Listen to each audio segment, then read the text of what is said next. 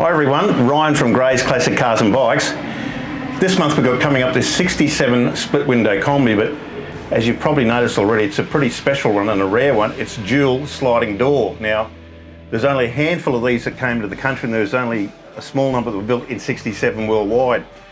Now the car hasn't had a full resto. It's very original on the interior. It might have had a couple of panels replaced on the outside, but it's a good car. It's a runner, turns and starts and drives. It gets used at least once a week. It's lowered, it's got a nice set of wheels, and it's a cool, rare Kombi. Now these things are going nuts over the last few years. A lot of them got the windows. Being a dual sliding door, it'd be ideal for any business. It's a great car, it's got good patina.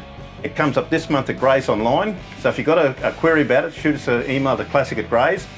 Call us on 1300 Classic or pop down to 131 Main Beach Road, Pinkenba, and have a look yourself. But it's a pretty cool old cruiser.